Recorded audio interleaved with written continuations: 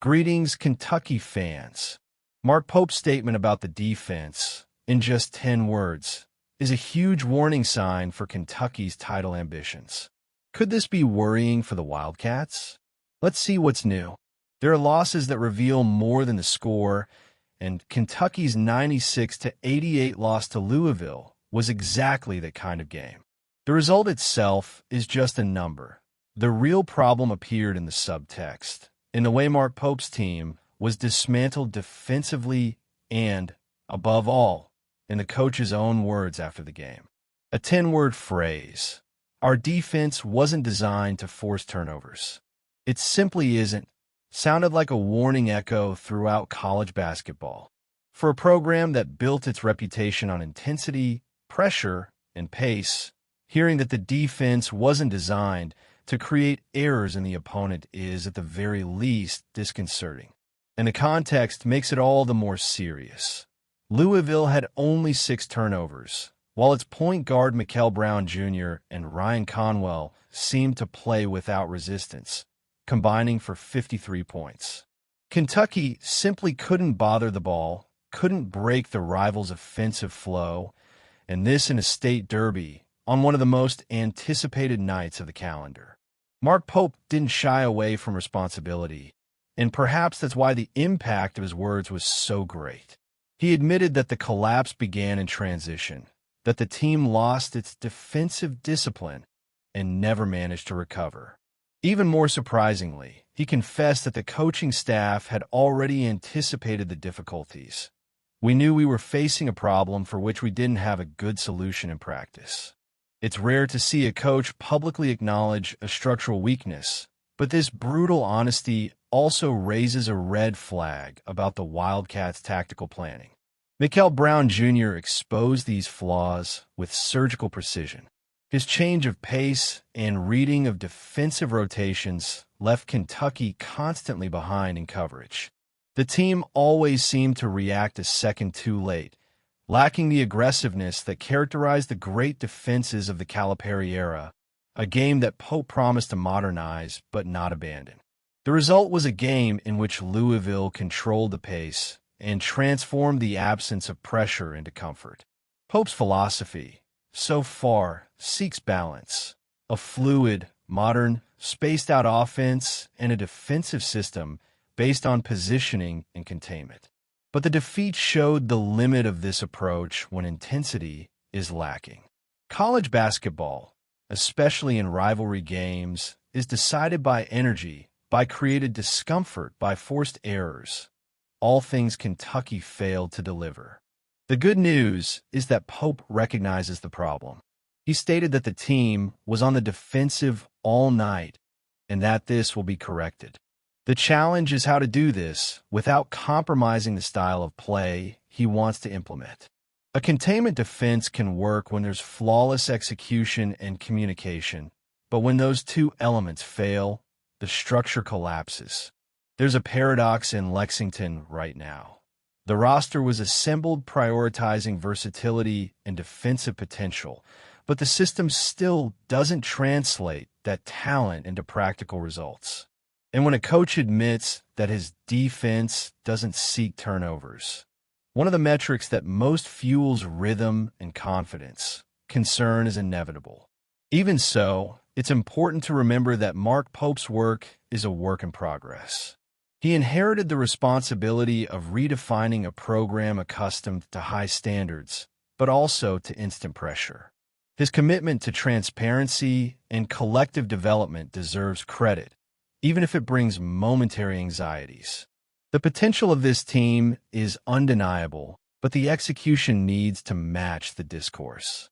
Amidst the noise of criticism and the heat of rivalry, Mark Pope's Kentucky finds itself at a turning point. The coach's statement may have sounded like a warning sign, and indeed it is, but it also represents an opportunity for adjustment and maturation. The season is still long, and if there's one thing Pope has shown so far, it's a willingness to learn and adapt. Let's trust that Pope will fix this. An analysis that must be taken into consideration. The loss to Louisville wasn't just another setback in a fierce rivalry. It was the materialization of a problem that has plagued this roster since its inception. The mismatch between the initial idea of how the team should play and the reality of what it manages to execute on the court.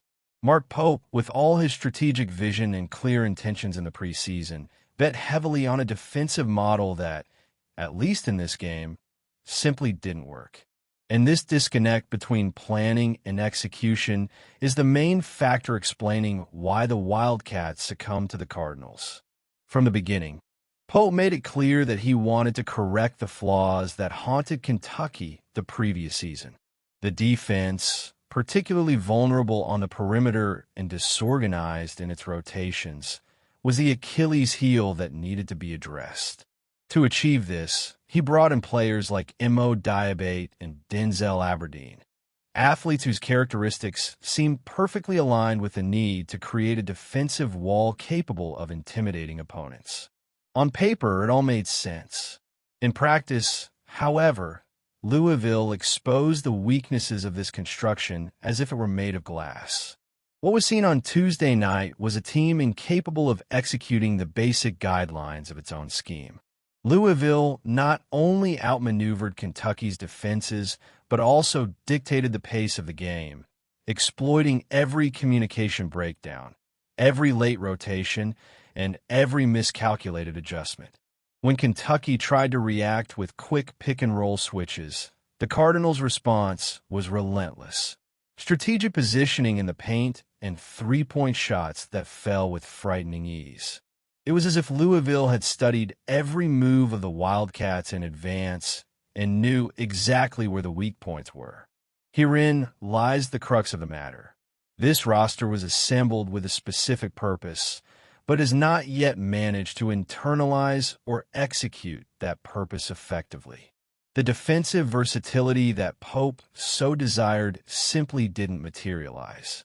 Diabate, supposedly the cornerstone of the new defensive mentality, struggled to cover open spaces and offer resistance when pressed. Defensive help, fundamental in any modern scheme, arrived late or from the wrong angle. And the rotations, which should be automatic and coordinated, seemed hesitant and disorganized. In short, Louisville adjusted to the game, while Kentucky remained trapped in its own confusion. This disconnect between planning and execution is worrying because it reveals structural limitations. It's not just a bad night or a particularly inspired opponent. It's a system that, at least for now, isn't working as it should. The Wildcats' physical effort was evident.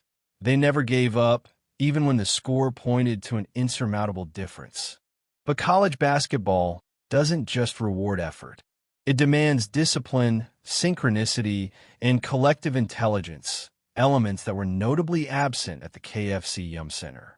Louisville proved that Kentucky is still far from being the team Pope dreamed of building. The good news is that we're still early in the season, and there's time for adjustments. But those adjustments need to begin with honesty, a frank assessment of the current limitations of the roster and the system. Louisville didn't just beat Kentucky, it exposed the cracks.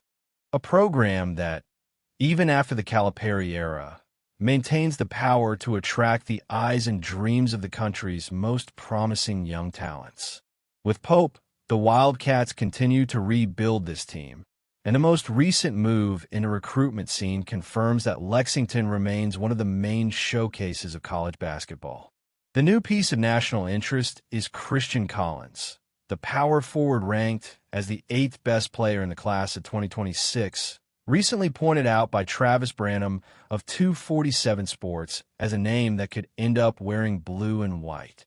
Pope and his team, who have already managed to build a solid base with Jasper Johnson and Malachi Moreno, continue to aim high, aiming for the elite, and Collins represents exactly that, a long-range talent, one of those players whose technical and physical ceiling has not yet been properly measured. According to scouting director Adam Finkelstein, also of 247 Sports, Collins is one of the most fascinating prospects in the country. The Californian combines impressive dimensions with mobility that impresses even the most demanding scouts. He covers the court extremely well, has a flexible physique, and is a good vertical jumper. Described Finkelstein, a physical and technical profile that, translated into the dynamic system Pope has been trying to implement at Kentucky, would fit naturally. The numbers also support the enthusiasm. According to Max Preps, Collins finished his last high school season averaging 13.3 points and 9.7 rebounds per game. Consistent numbers for a player still developing, but who already demonstrates potential for impact on both sides of the court. The ability to be a physical presence in the paint without losing the agility of a modern wing player is the type of attribute that programs like Kentucky deeply value, especially at a time when college basketball is looking for hybrids, players capable of protecting the rim, but also of creating space, running, and contributing offensively in transition. Of course, there's a natural obstacle. Collins is from California, and both USC and UCLA are among the top potential destinations, giving West Coast programs a geographical and emotional advantage. Still, Kentucky's presence in this race is already an indication of strength. Pope has managed to break through recruitment barriers in a short time, something that seemed improbable for a newly arrived coach, and his approach has been well received. The project he's been building, one of continuity but also innovation, has restored the Wildcats' image of national competitiveness. If Christian Collins joins this core group, Kentucky could have one of the most versatile and athletic rosters in the coming years, with real potential to triumphantly rewrite its post-Calipari narrative. Collins still has a year of high school ahead of him, but expectations are already rising in Lexington. And in this silent game of visits, impressions, and connections, Kentucky remains relevant, competitive, and confident. That's great. Now I want to hear your opinion.